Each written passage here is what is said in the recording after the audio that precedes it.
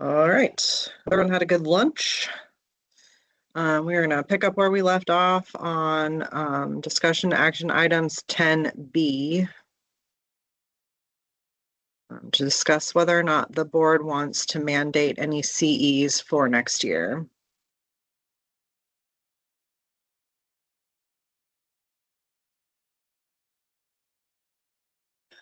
If we did, do we already know what topics, or is this something that providers choose? The board can decide if we want to say that you have to have so many hours in specific topics, and most of the time that comes up from the same issue with complaints. So if we don't see a pattern, then we don't need to dictate that. Per OHA, everyone has to take 1 hour of suicide and 2 hours of cultural competency. And then the other 17 hours pretty much are up to everyone else unless they're first or second year renewal. Okay. And is this the opportunity to suggest what sort of CEs that DCs will take? Yeah, Aside if from we decide yes. if we wanted to do that, yeah. Okay. I'm going to jump in really quick. And just from the administrative side and frankly, the stress that staff is under with Illumin and our budgetary issues, I would highly, kindly, respectfully request to not have mandated CE right now. I don't think there are any obviously glaring deficiencies, so that my suggestion was that we didn't need to do it. Yeah, and actually on that piece, we're not seeing internally or with any cases that have been filed recently that there's no trends that we're seeing, really. So unless somebody has a different opinion, we will check that one off. Well, no, I'm kidding.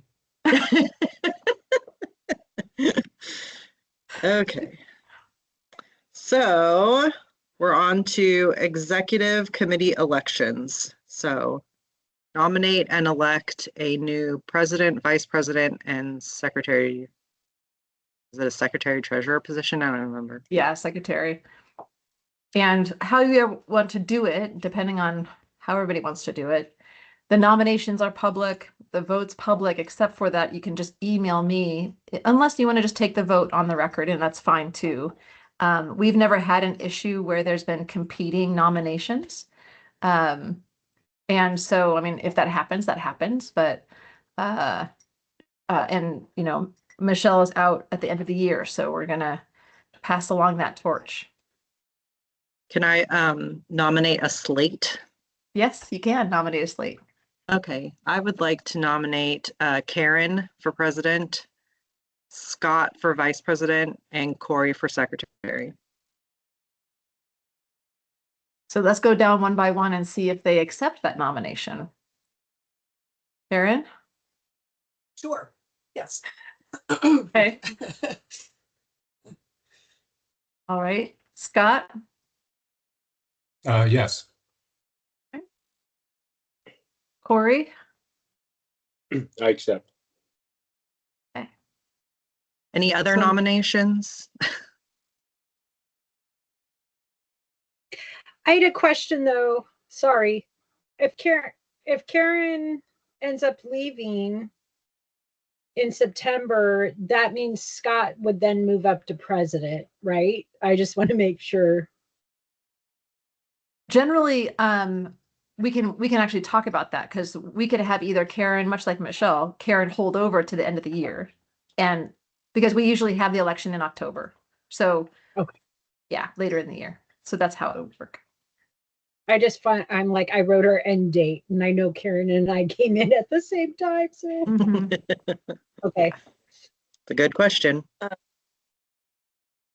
do have a question. Yes. Do they have to be a doctor in order to qualify, a chiropractor to qualify for the spot? Yes. So if I wanted to nominate, I don't have anyone that I want to nominate. Karen would have been my first choice, but I was just curious. So in the future. There have been non-DCs in a secretary role. Okay. But that's it. So the president and vice president are generally the DCs. Is there a specific experience you're looking for someone who's Secretary of Treasury, right? That's what it is. Yeah. Not necessarily, just someone who's interested in doing it. Understood. Okay, I was just curious. We're eye candy, Micah. Huh? I said that with a straight face. We're just eye candy. Yeah. But, yeah. We're the meat of the group, the foundation. That's right. But public members what was that FCLB. yeah. Yeah. Yeah. That's a neat position. Glenn really liked that, and he was a public member. And he was super well respected with FCLB, that's for sure. They still talk about him. Oh. Yeah. Okay, so do we want to email Cass with a vote or just vote right now? Yeah, I'd vote right now. Okay, so I'm gonna make a motion, yes? Yeah. To accept the slate of for the executive committee. Second, oh, go ahead. Right. Micah seconds. We have a motion and a second. Any further discussion? All right, Karen, Aye. Scott, Aye. Corey, Aye. Mike, Aye. Lori, Aye. Micah, Aye. and I for myself, motion carries. Congratulations, everyone. Good job. Yay. I told Corey he has to take all the notes and send them to the Secretary of State and then defend them once a year. Oh my gosh, Craig. Oh, Craig, you're clapping. That's so cute. It's all I'm allowed to do. Also, eye candy. All right, so now that we have our executive committee, now we need to delegate for NBCE and FCLB. So NBCE delegates must be chiropractors. Mm. So we need a voting delegate and a non-voting or an alternate. And then FCLB, same thing, but FCLB can have a public member as their delegate or non-voting delegate.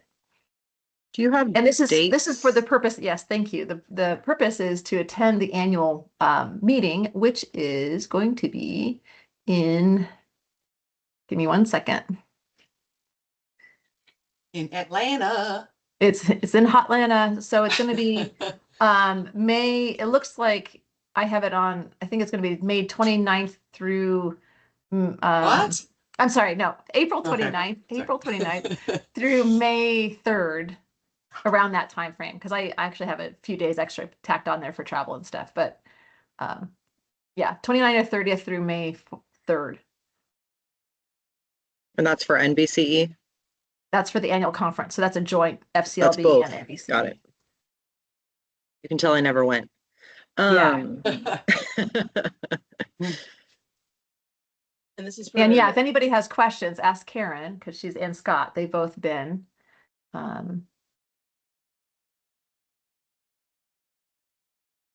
this is applied to a public member if they want to do FCLB. Mhm. I'm interested if Lori is, unless Lori is. All right, What's let's do NBCE delegates first. Okay. Yeah, what's the My bad. responsibility? Well, just as a heads up, we've Scott and I have been paying our own way the Yeah, last times we've been going, so that's part of it. that is part of it.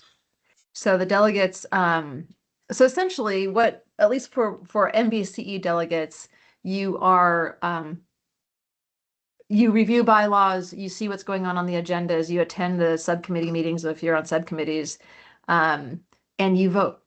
And to determine who's going to be the next president of NBCE, who's going to be that slate. I mean, it's actually a really involved process. And to Karen's point, the last year and a half, 2 years, both delegates have been paying their own way. And the only reason that I've gone is because I've gotten scholarships to go. So our budget right now, plus we're under a mandatory non-essential travel ban, or a moratorium, I should say. So if I don't, if I don't get a scholarship, then I will be self-paying to go. And for whoever wants to be doing this, that, it will be self-paid at this point.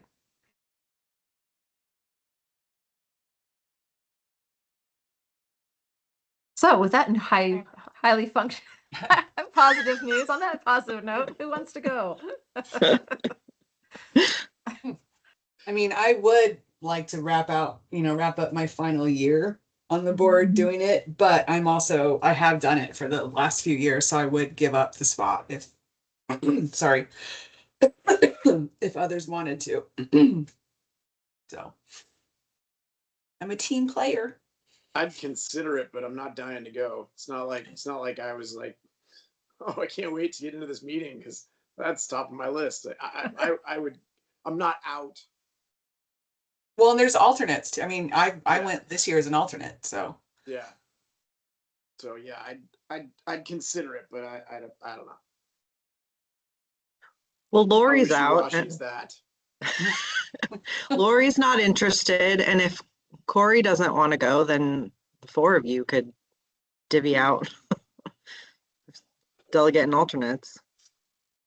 What is the responsibility for a public member if they take the FCLB or they go for the NBC?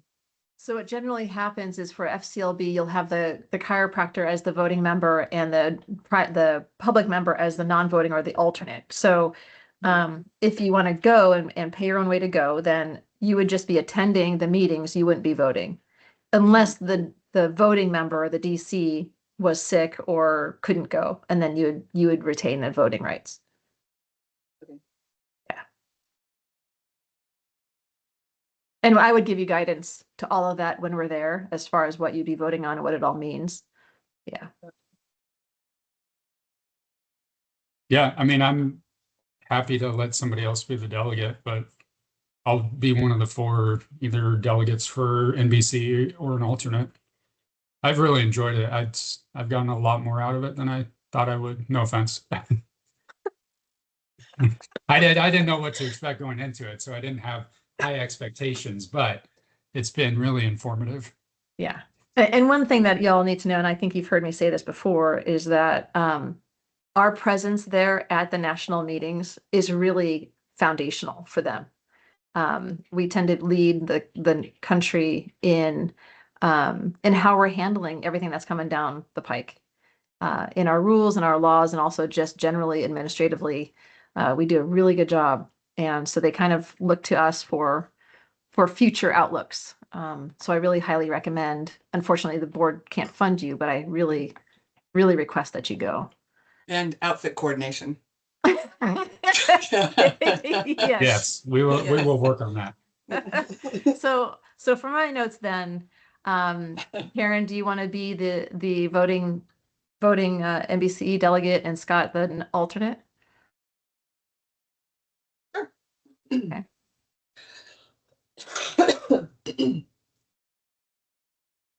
And then for FCLB, who's doing what? Who's the voting? Corey, are you interested? When's the date on?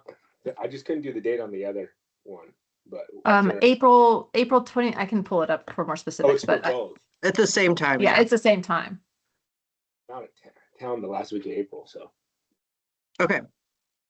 And that's no That's- then. That's honestly why I've never been able to go, because my daughter has volleyball regionals that weekend. So that's why I've never gone. So Mike, are you up for it? Where's that one at? Atlanta. Anna. They're both in Atlanta. It's the same. No, same it's the time. Yeah, meeting. same. Same time, same place, all Mhm. that. To Yep. be hanging out with you guys. It's the best. And districts are in Yeah, Anchorage. I'll go. Okay. I'll go. It's fun, And- Scott. It's fun, right? Scott. God. All right, Mike. So you'll be our voting delegate, and so who wants to be the alternate? Micah. Micah wants it. Micah? Okay. Yeah. All right, we got our peeps. That includes paying for the hotel, right? Yes. It's all the whole, okay. I just want Yeah, to it's know. the whole shebang. The You can share a registration. room. Yeah. Registration and hotel and food and all that. Yeah. Can they Sounds good. apply for scholarships also, or? They can. They've opened up their scholarships to include board members, but they haven't awarded them. So at least our board members haven't received them yet. I don't know if if you heard any of the discussion at districts that they talked to me about, because that gal from California that didn't end up coming, then they were trying to see if they could retroactively give it to me. Oh, But they had an issue with, they don't want two from the same state. So they Oh. didn't give it to me. great. Mm. Okay. Yeah.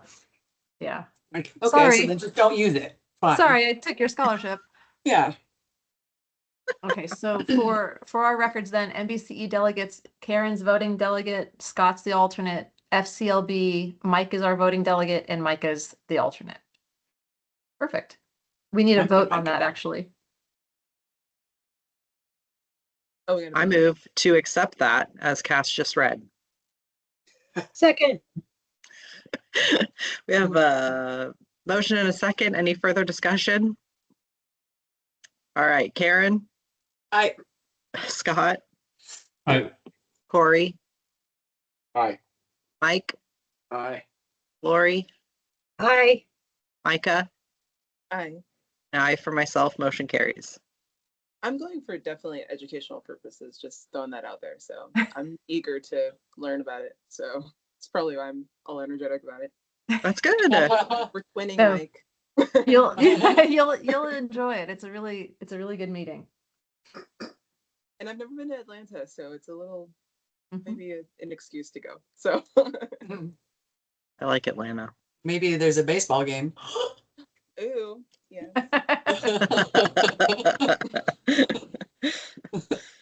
All right. All righty. PMP, review and final draft approval. Woo! This is our final. It looks Alright. so good. Oh. So can you see the screen? We are seeing double of the screen, Double. yes. Well, that's because one is the red line and the other is the pretty. Perfect. I have not added a table of contents, but that would be added retroactively once this is approved. So that's the only thing. Okay, so I don't know if you want to look through this, how you want to look through it. You want me to read it to you? Yes. For those newer board members, so this has been a project of passion for me for the last probably 4 years. And the original PNP was just a kind of a hodgepodge of different policies and policy statements that were based on practice questions that the board had received since the late 80s. And so then I kind of revamped it, started putting in the policies in this template that Heather's pulling up, the policy template, getting it, actual dates on it, getting approval from the board, because there has been certain times when certain things had not been fully vetted or approved by the board. And so trying to just really have an outstanding document that we can actually update and have the policies pulled out individually if we need to. So that is what you are looking at. And we created the PNP subcommittee that they did at least 2 years now worth of work on to vet these, edit them, nix the stuff that wasn't relevant anymore, that was 30 years old or more, and update a lot of these. So this is a culmination of all of that work. So I'm really, really pleased with it.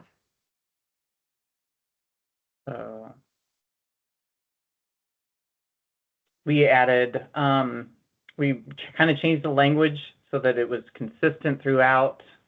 For those, we got the seal is not blurry. We added policy at the end of everything that needed policy.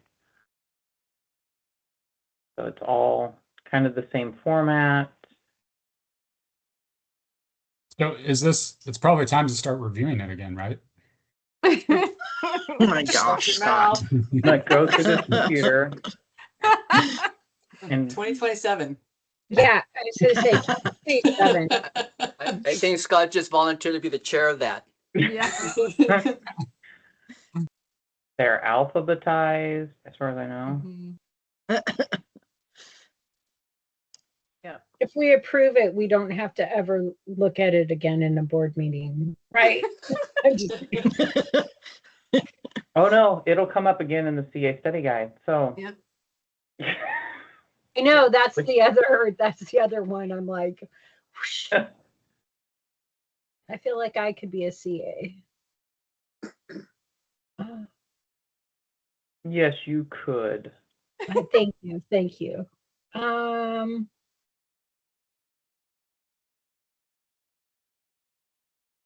When I was reviewing the materials, nothing jumped out at me that I was looking for. Other than the stellar hard work we all put in, Mhm. I just Yeah. love that it actually kind of makes sense now. That's what I was gonna say. I could actually follow it. But I don't know if it's because we've talked about it so much in the last since I've been.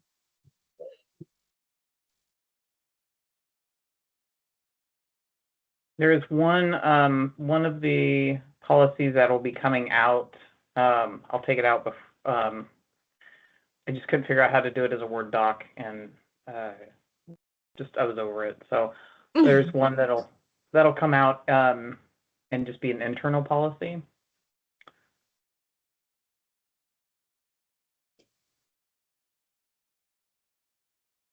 Which one's that? Media. There's media relations policy. It's just going to become into our administrative policies. Yeah. Oh, that makes sense. Yeah. It looks really good. Yeah. Great job to everybody involved and the committee for hashing through it all and combining things and Xing things out and Yeah. So. And that same committee now has morphed into our exam review committee, and it's just been phenomenal. So excellent. Yeah. Great people. Mm-hmm.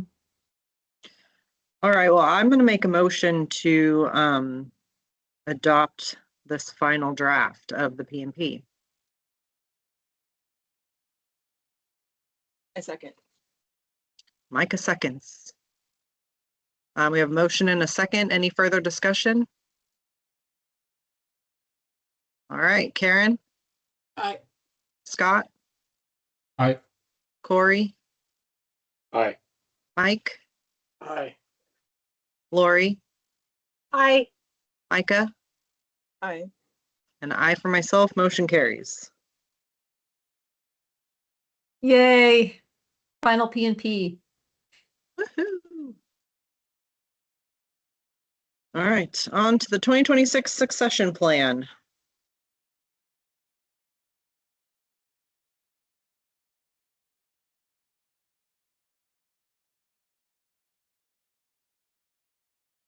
So this is just an update from our 2025-26 succession plan.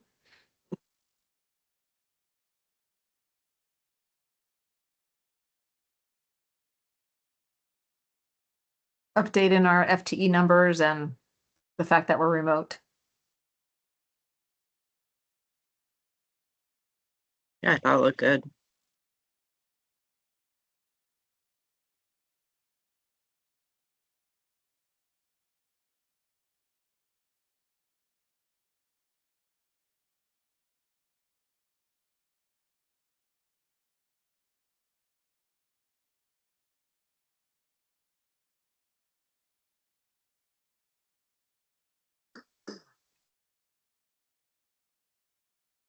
Anybody have any comments or feedback on this?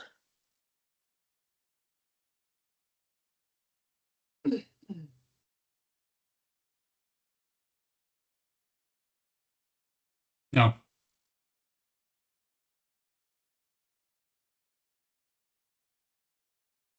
All right. I believe we need to approve this, yes? Yep.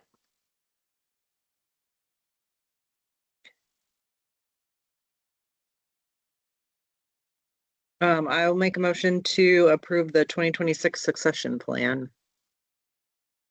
Second. Thank you, Karen. We have a motion and a second. Any further discussion? We'll take a vote. Karen, Aye. Scott, I, Corey, Aye. Mike, Aye. Lori.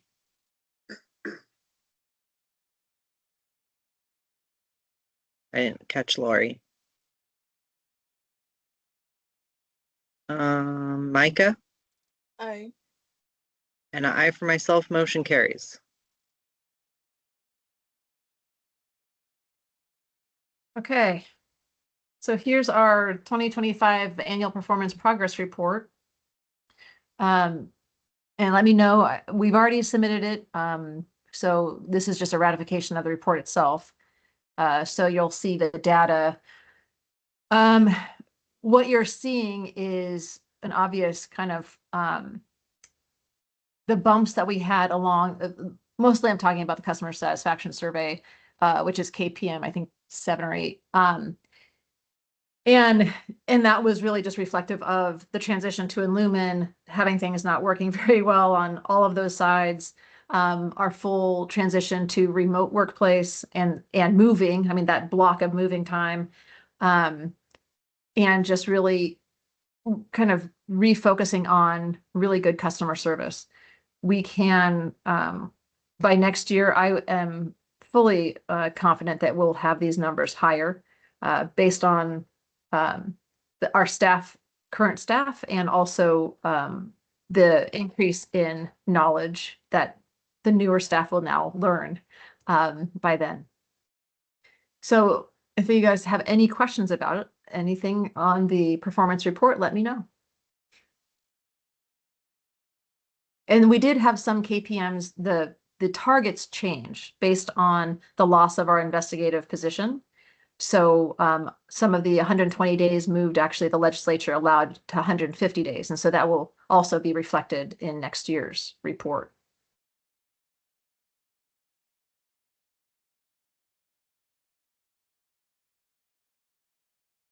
Any questions?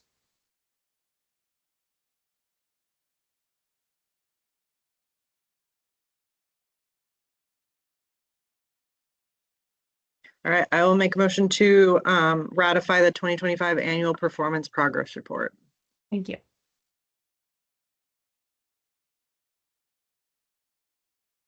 Second. Good job, Mike. We have a motion and a second. Any further discussion? All right, Karen, Aye. Scott, I, Corey, Aye. Mike, Aye. Lori, She's having issues with her tech. Micah, Aye. and I for myself, motion carries. So Heather, you want to talk about this one, vitals training? Yeah. Okay. So I had a question. So updating the vitals training log and that. So let me find my email here. So one of my question was I couldn't find our rule regarding CA vitals training CE for their first renewal. I could only find mention of vitals part of the CA scope of practice once they're licensed. However, that doesn't work if we don't require vitals to be completed until their first renewal. I found a reference to the vitals training by first renewal in an old version of the PMP. We don't have it in our new PMP. I had a link to the OAR if you want. So that was my main question. I can share my screen, a little portion of like the So what you're getting at, Heather, then is Uh-huh. you're saying their first in their application, we don't have any requirements for them to complete vitals. Not till their first renewal. Okay. And I think No, I'm always getting these conflated. So I was gonna say, I thought it was because it was assumed that folks are fresh out of school and they would have had that training within school, but I think that was the reasoning behind the basic life support, not vitals. Well, this is for CAs. Oh, I'm so sorry. That's right. Sorry. Yep. Never mind. In the old PMP, we had the newly certified chiropractic assistants must submit to the board proof of completion of 2 hours in Vital CE at their first renewal. Trainings to include lecture and hands-on. For the hands-on portion, 20 documented checks. And so we don't have it in our rules about the vitals needing to be completed as continuing education, and now it's not in the PNP either. So I just didn't know, like, if because we have listed for CAs and DCs, or other requirements for CEs by their first renewal and stuff like that in our in rule, but not now. So what would you like to see as a result? You want to have a rule changed? Well, it's up to you guys. I didn't know. I guess I just don't know if it's not in rule or written like in any of our, the PMP or anything like that. How do you hold people accountable to that they need to complete it? That's a very good question.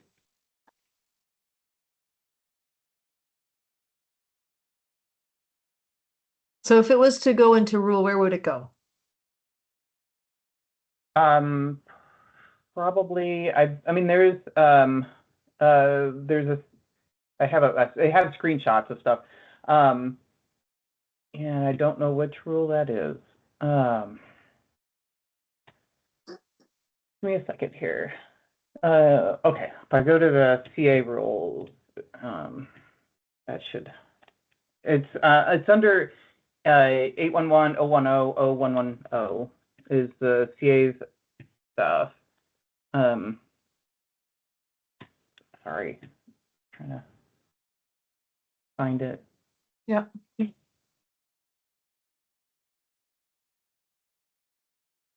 So it talks about initial training must be completed in 60 days preceding.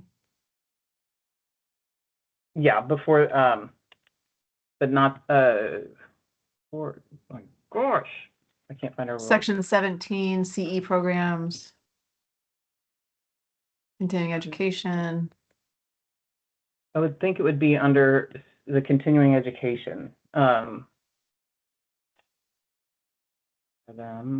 just trying to get to it. You want to share your screen so the board can see? Yeah.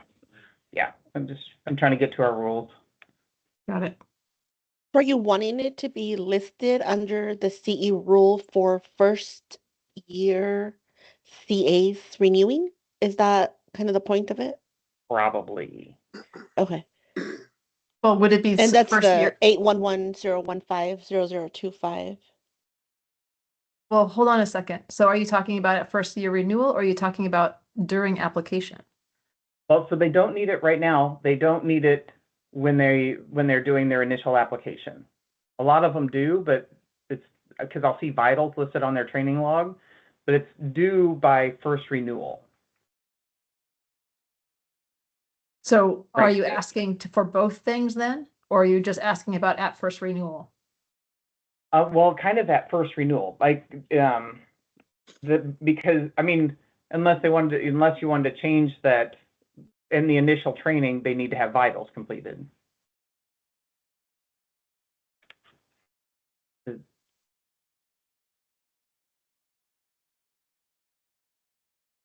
Okay, so that's a question for the board. Do we want, there's two questions. It's 015, Heather. That one, yeah.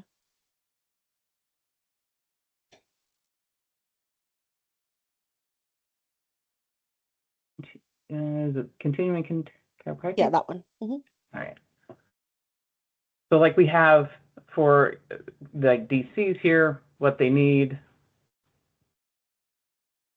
for renewals, there's BLS.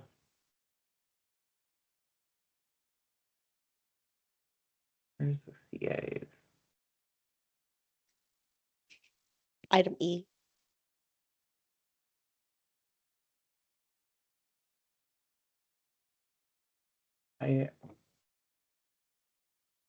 What number?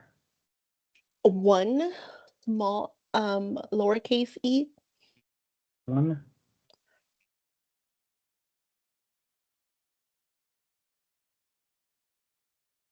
Why am I not seeing? It's down. Yeah, Yeah, just it's- scroll a little bit more. Okay.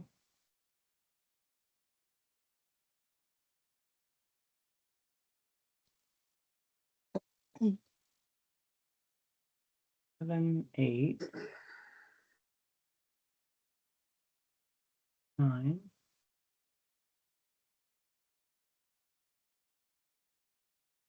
I think you've passed it. It's all the way at the top. It's right under the CE for chiropractors. And it's, I'm sorry, 2 lowercase e. Okay. Right there. I do not see 2. Yeah, you're not going to see 2 You're because you not. have. So you're just looking for the lowercase e. Go down farther. Okay. There you Oh, are. she's right. Okay. So right now, like in rule, we don't have that they need vitals training, which is there's a log they have to fill out. But we don't have it listed.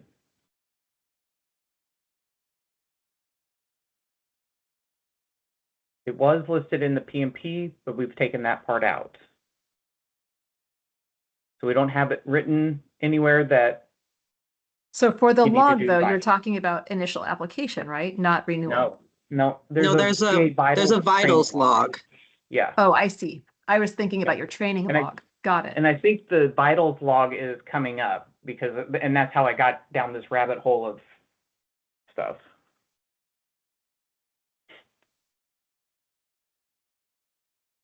I was reading that as the training log, so that's why I was a little confused. Well, it's like sometimes, like they'll have on their training log vitals as part of their training, but they don't have the vitals log. So it's, okay, they got trained in doing blood pressure, height, weight. Okay, but it's not, it's not the log, with blood pressure and everything that like the 10 people they have to do it on kind of thing.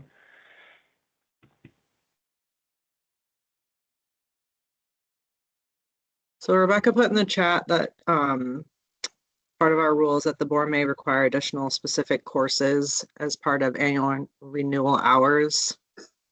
So I mean, I think that would cover, but also I think maybe for consistency's sake, like it goes in the rule so that it looks like the DC portion of it.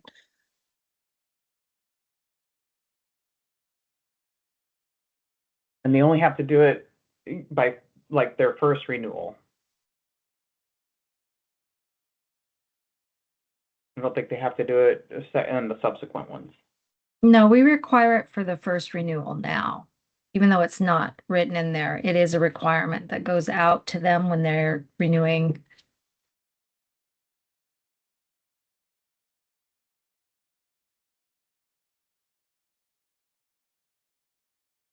So we can make what, a new D, or uppercase D for vital training? Is that what you're saying, Heather? Yeah, for the first year, for first year renewal. Can Okay, we so enter rulemaking from here on the agenda, Cass? Yeah, the board can move to enter rulemaking in January based on this rule, yeah. And Heather, if the board decides that, can you send me over the red line version of this so I can get it over to the Secretary of State? Oh, okay.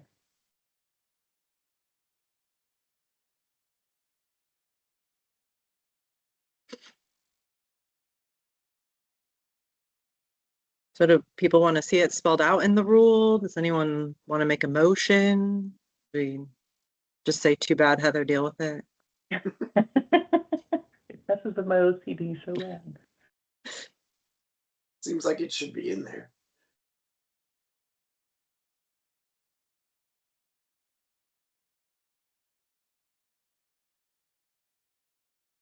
When there is a comment from Rebecca saying where we find this info is on your webpage where it lists what is necessary for first year renewal, which is the webpage, I believe, is referencing what we have in rule, is why it's on the webpage for DC's first and second year reading fees and stuff. Yeah. So the rule number is what exactly? So someone can make a motion? 811. 0150025.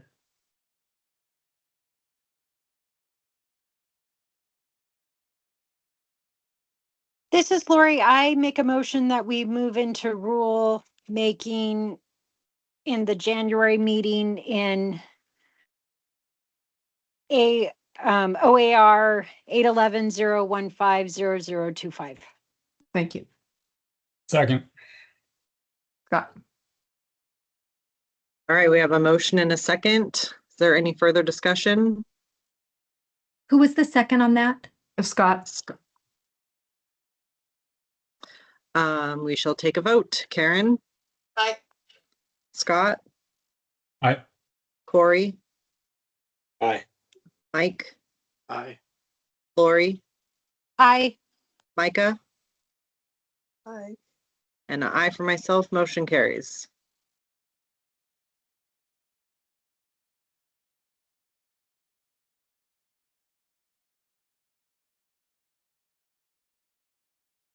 Alrighty.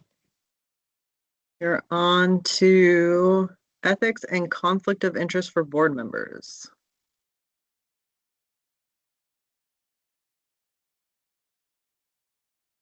Do you need to see anything, or is just what was in the packet okay? That's up to the board. Really, it was just informational. There's no action that needs to be taken, but you all need to realize that the Ethics Commission has, links and information and resources for your role as, members of the board. You are considered a public officer and really take those into account. Yep. Any questions, comments? All right, so time limits on NBCE exams and number of attempts. Yeah, so this actually topic came up because of Heather, you're sharing your chat. Oh, Thank you. thought I stopped sharing. Sorry.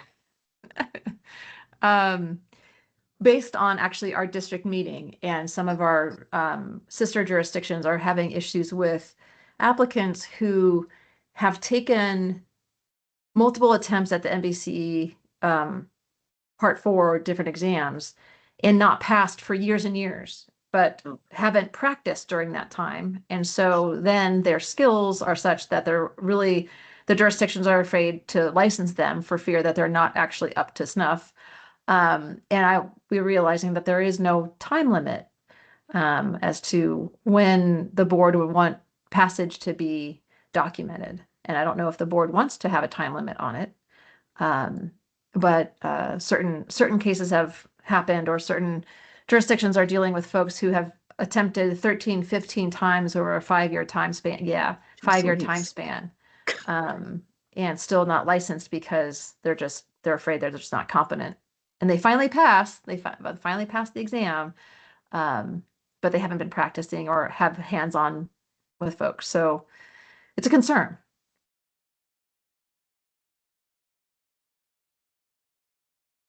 I think it's a reasonable concern. Yeah.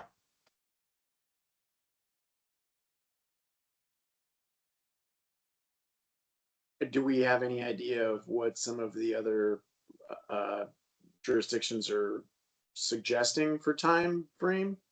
No, because it literally was just happening. Yeah. And there wasn't any conversation other than outside of 5 years was a lot. So And that's really right there, 10.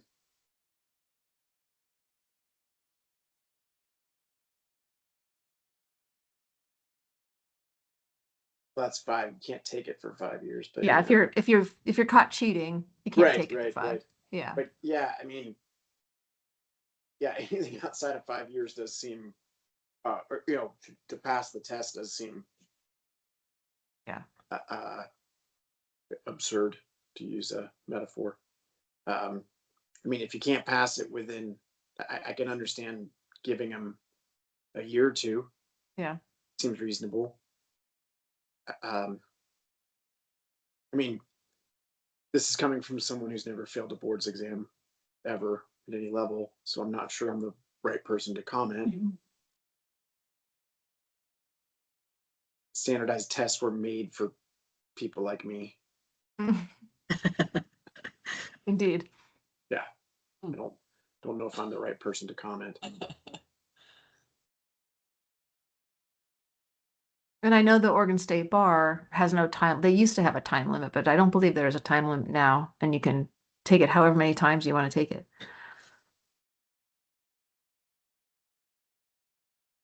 Now you don't even have to take it. Right. There's Right. other alternate pathways. Yeah. Yeah. But I mean, in the conversations that I was having with our regional colleagues, it was kind of generally felt like 2 years was probably a good time frame if you can't pass it within 2 years. But that was just based on, docs and what they were seeing in practice. So That didn't come up theoretically, in my group. Say what, Karen? That didn't come up in my group. Oh yeah, no, it came up. It came up multiple times in different groups I was in. so theoretically, if we put any time limit, let's just call it X. What would happen if the person went out past that? What would be the ramification? That's They a can't good sit for it question. again. It would seem like there should be some hearing or process. Yeah, some pathway, right? Is it like Yeah. then now they take the spec, like Yeah, something well, else, that's actually what was being considered was okay.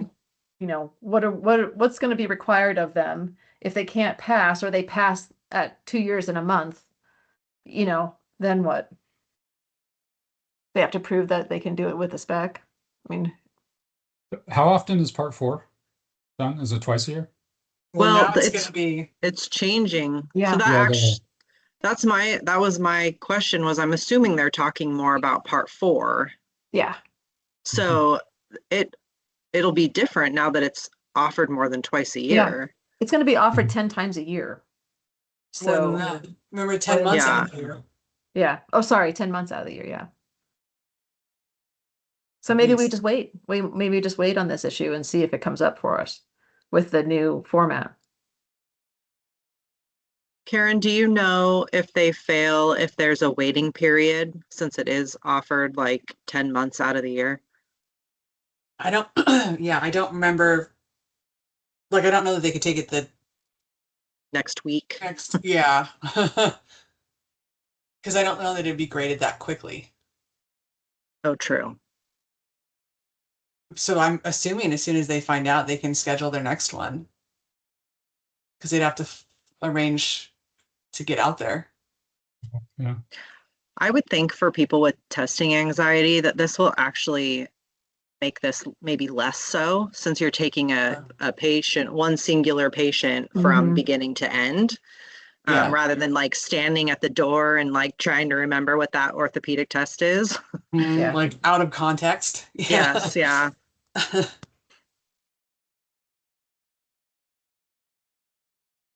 I think maybe waiting and seeing how it plays out would be a good idea. Mhm. Has it been an issue for us in the state specifically? Not that I'm aware of. I just, a lot of times we get kind of inklings of things that are coming down Oh, the yeah. pike. Yeah.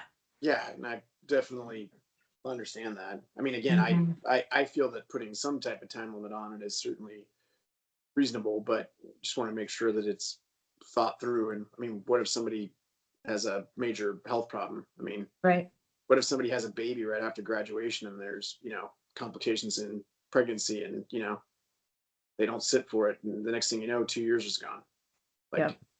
it's real life. Yep. And then but then if you say like, oh, we'll give medical exceptions, then you have somebody coming up saying, oh, well, I've got this, you know, I've got test anxiety, I've got depression, and that's why it's taken me 7 years. And it's like, that's not quite what we had in mind. Yeah. So we can hold off on this until we see how it plays out with the new format. Happy to do that.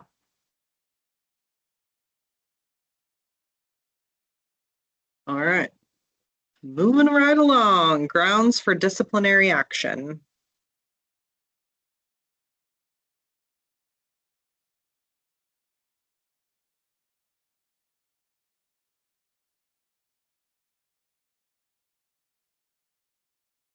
So I brought this here because folks, this is actually surprised me that I learned in one of our groups is that Wyoming included their most recent statutory change in that they are able to discipline folks who are harassing or intimidating or abusive board staff or board members, which I thought was amazing that they would need that, but that they actually had it passed through the legislature. So the question for this board is, do we want to have not a statutory change? I'm not proposing to go into legislative concept, but if we wanted to actually address this in rule or not, if folks think it would be a good thing for our unprofessional conduct rule. Because as you know, we have had our fair share. I thought we did. Didn't we put some language in there? I don't believe so. But that was kind of COVID days, and I think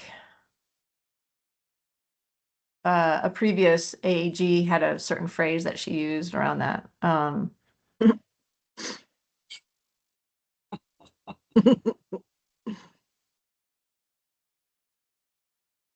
I remember one of her other favorite phrases. I still. So for folks, I'm looking at 811-035-0015 in our Code of Ethics. And that's our unprofessional conduct rule. I'm just going down it here really quick.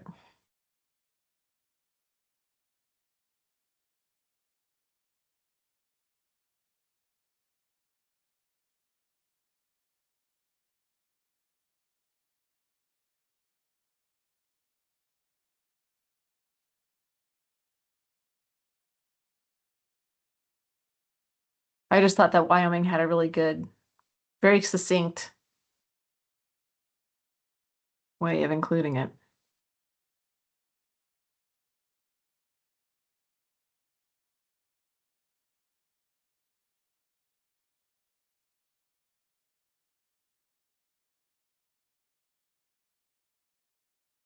Failing to comply with it. Addition.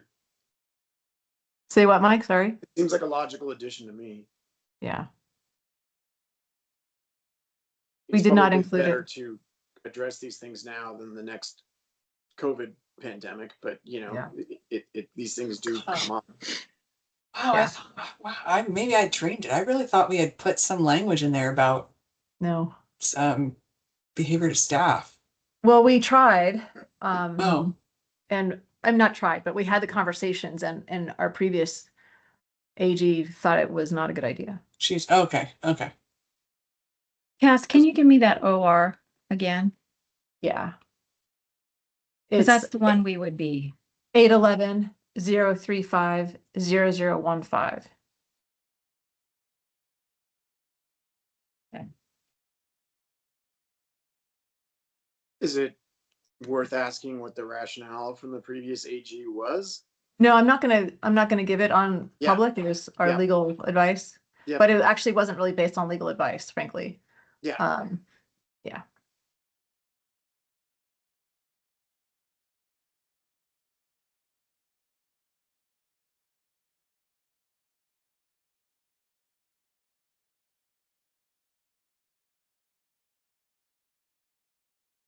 So the question before the board is, do you want to enter rulemaking on this rule to include a possible provision for unprofessional conduct would include harassing, intimidating, and abuse of board staff and board members? Yeah. Sure. This is Lori. I think that's a good idea. Okay. Would you like to state that in a motion? Yes, sorry. I'm looking back through because I really thought we did too. I really, really thought we did, but I did okay. too. I think it was Good. just the Yeah. That was just me. conversation. Okay. So this is Lori. I make a motion that we move into rule making in regards to creating a rule about harassment, intimidation, or abuse of board staff or board members, making it part of our disciplinary actions. A provision of 811-035-0015. Thank you. Yes. Okay, thanks. Second. Aaron seconds. You have a motion and a second. Any further discussion? All right, Karen, Aye. Scott, Aye. Corey, Aye. Mike, Aye. Lori, Aye. Micah. Aye. Aye for myself. Motion carries. All right. Moving along, online CE resources review. There's a new provider. This that one really is CEC. Heather. This came from you to include this Oh. CE. That's Well, and I fantastic. know, so like, I know that we were trying to get away from like placing, where people can do CEs, but I ran across this one, and I know because the last time when we reviewed like the CE continuing education documents, we agreed to have like Cairo Credit on there and DC Online. And then I ran into this one, and I didn't know if we wanted to put it on there or not.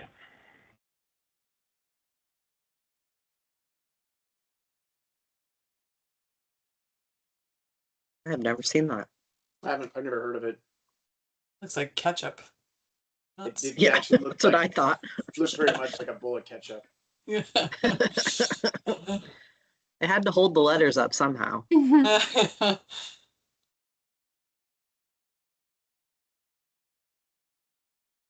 Interesting. So who are the people who are running it? I mean, do we know? I do not know. Yeah, let's look at team.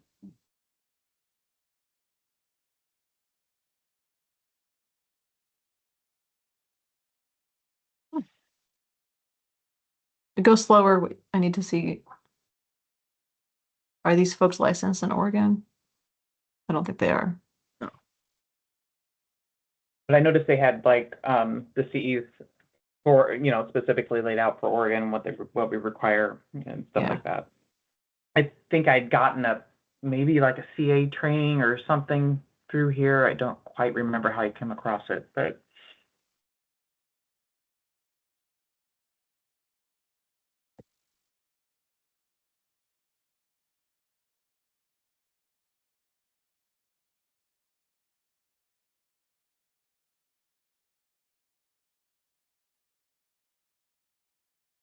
I also know like we were trying to get away at one point of like having listed out for CEs. I know the guy in the middle. Is that a good thing or a bad thing? Oh, Georgia. He's FCLB, or he was. Yep. This is. I feel like at one I'll point you just guys say had that. also voted to remove some of the links that are on there back on there now, because we wanted to, like Heather said, move away from adding as many websites for CE other than like the PACE providers, and like I think it was UWS you guys like approved, but then the last meeting you Yeah. guys added more, so we're kind of going back and forth. I know. Do we need afraid to of- add them or do we don't want to add it? Because then that just opens it for many CE providers to go on here. I agree, Miriam. I'm afraid of adding more. I feel like it should have just been PACE and UWS. And you guys had voted for that like a couple years ago to just have Mhm. those two. Because UWS is obviously in the state and PACE is the FCLB program. And Yeah. it kind of seems like that should have been where it's left. I think the problem, and if I remember the conversation right, was that people, mostly CAs, were still having trouble finding courses. Mm-hmm. And I think that's why we put the other stuff back on there. Okay, that makes sense. ACE does have a CCA course. I mean, you know, obviously they can train in office, but they do have a certified chiropractic assistant course. So as far as this, I say no. Yeah, I think we brought up enough concerns about adding more that Okay. I don't think it's necessarily. It's interesting though. I'll look at it in my free time on Yeah. the personal side, Same. but I don't know that the board needs to take a position. Joke. Is that everybody good with that? Yep. All right. Yes. Thank you. All right. Licensing eligibility for New Zealand Chiropractic College grads. So I had a question from somebody that is wanting to finish up their chiropractic education in New Zealand at the NZCC. Problem is they're not CCE accredited. But then Craig stumbled across where there was a board discussion a few years ago under another director, and it was approved. Granted, it was a few years ago. It was more than a few years ago. Cass, how long have you been here now? Was it 10 11. years? Yeah, 11. So, you know, so like, I don't know if you know, if this person did go to and finished out their education at NZCC, would we accept it? They have had a list of 4 or 5 other states, I believe, that they said they had contacted and that they would accept, and we have accepted it before, many, many, many years ago. So don't know how to handle that, what you want to do with it.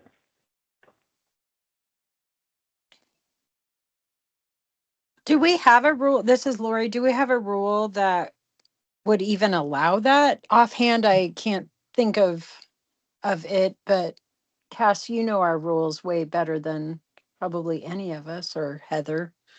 Well, I'm just there's looking. a rule about, I mean, that the university, chiropractic university, needs to be accredited by CCE, or I don't know Yeah. if it's or its equivalent or if it's just CCE.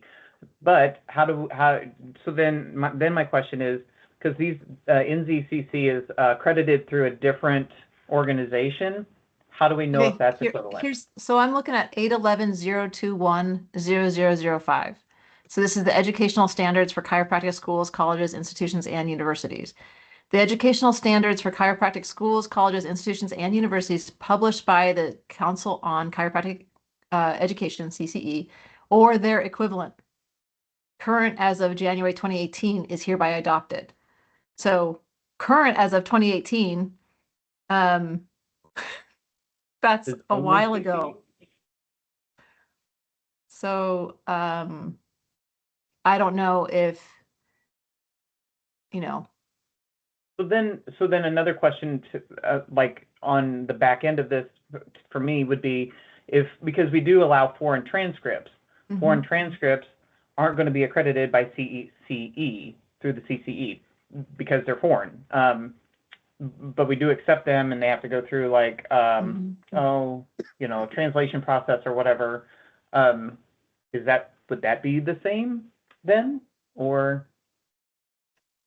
Can you pull up the approving document that Craig found?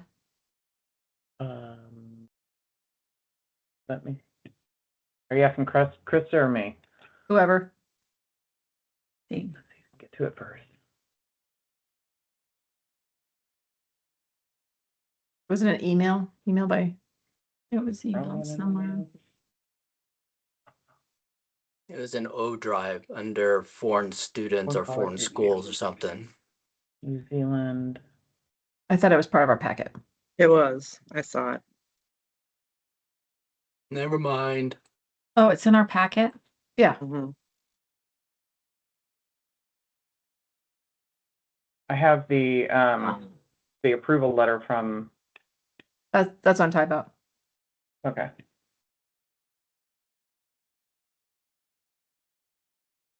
second.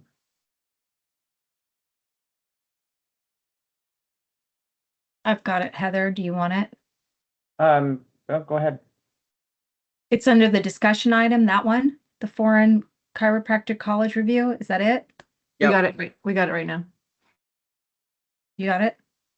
Trying to open it. There we go.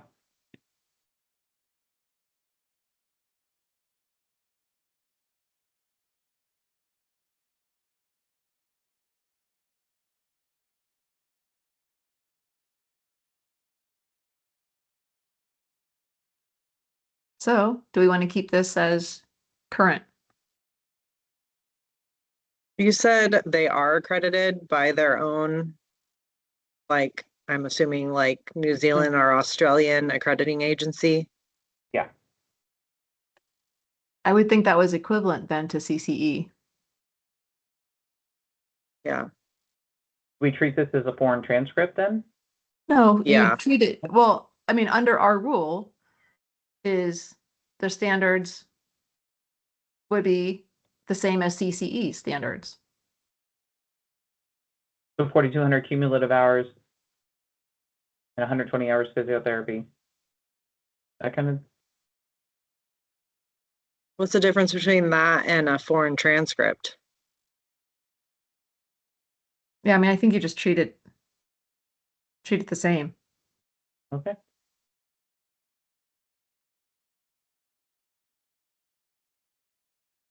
All right.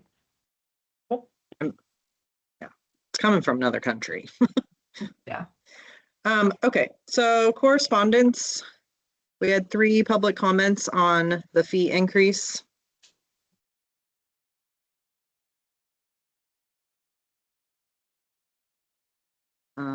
Not sure exactly what we want to say about that.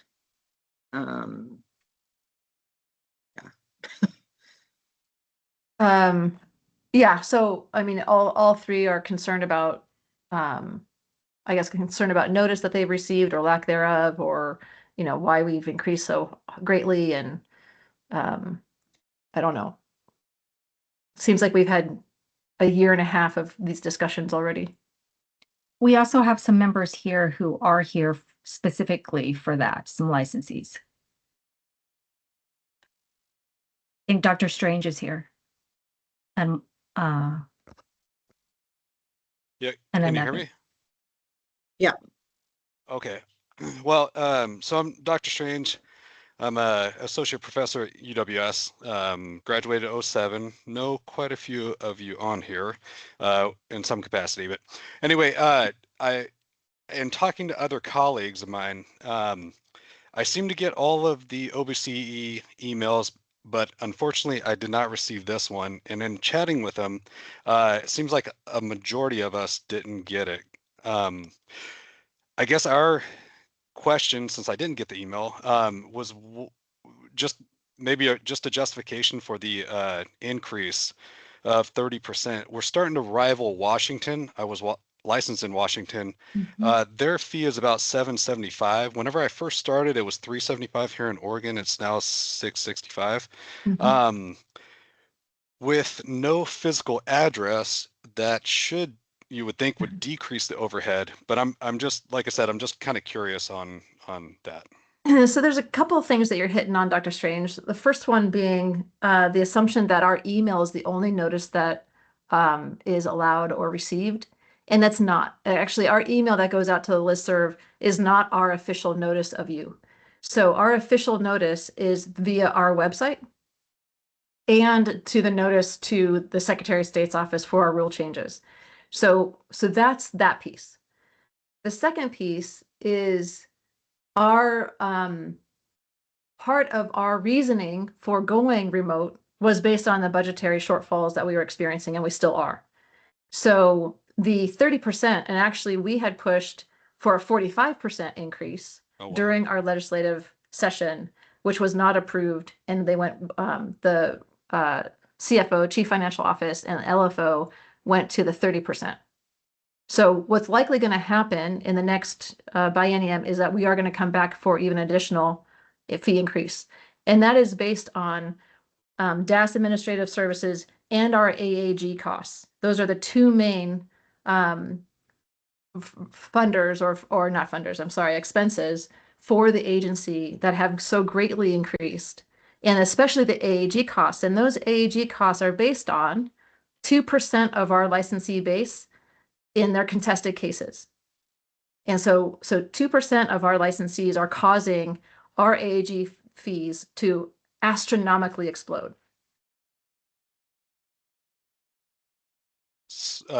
In regards to the first question, with not getting a notice through, I guess, so that would be on licensee to just randomly look at the OBCE.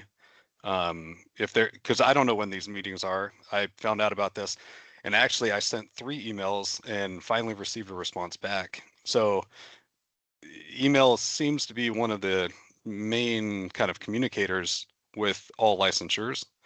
It is, and we have what's going on right now is that we have a conflict between our listserv that's held at DAS and our Illumin data support. And so we are trying to, I don't know if you heard anything about our Illumin update, we are trying to actually mesh those two things together and have them speak to each other. So you'll be getting emails from Illumin about your renewal. So you'll likely be getting renewals. Everybody should be getting the renewal emails. And it's the listserv, the DAS centered listserv that's somewhat problematic, that some people are getting and some people aren't. And we're seeing that. And we're trying to work on making that happen and resolving those issues. But right now, we need to have folks realize that our board meetings, everything is on our website, and any rulemaking is going to be on our website, also through the Secretary of State's office, also on the transparency website through DAS. So you're going to have those 3 options. Okay, I just think general licensees would not know that. And we're working on that. Okay. Yeah. Since we're talking about this, so I sent out at least this rule note. They are telling me it's solved. So I sent out notice in the PDF, or at least a link to the PDF for this, 2 ways, through the listserv and through Illumin.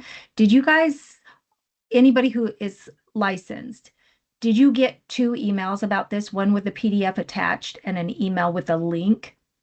I did not. Did anybody else get the one with the link? No, just the PDF. Okay, that's helpful to know that the Illumin is not working. Okay. That's really good to know. Thank you. We'll just add it to the list. It's growing. Yeah. Any other questions with regard to the fee increases? Yeah, well, just real quick, in regards to the other stuff, because I'm not pervy on this, you said 2% are causing the increases for everybody. What's the, because I know we've had a couple, I've heard through previous interns, or, like I said, I've been teaching at the Cairo College since 2008. But as far as, the board sanctions that have came out and just different things, what's the process behind that? Like, I heard just something recently in our clinic that took over a 1.5 year investigation that seemed to be pretty straightforward from the faculty member I talked to. So that seems like a lot of money in a pretty straightforward case that would be investigated. Well, that all depends on the case, and all depends on if there's multi-jurisdictions involved, how many witnesses and victims are involved, how much fraud is happening, how much medical records have to be reviewed. I mean, it's all case by case. I can't really answer that question for you. Okay, but that would be an example of why our fees are going up. Not necessarily that. So she said it's 2% that have contested cases. So these are doctors where the boards found that they didn't provide care to the standard that they should have, and the board has proposed discipline, and they're contesting it, and these end up going to hearing, and so then we have to pay the assistant attorney general. We have, paperwork has to be filed. You have to pay the administrative law judge if it does go to hearing, all that stuff, and those costs have gone up a lot since COVID. What last question here. So as a non-practicing DC who just teaches at the UWS, mainly lecture, also lab, but I'm not treating patients, is that something that I still need an active license for? That's a good question for your attorney.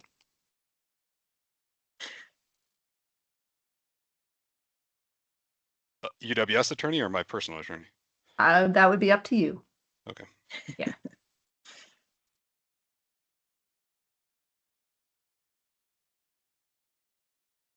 Okay, any other questions?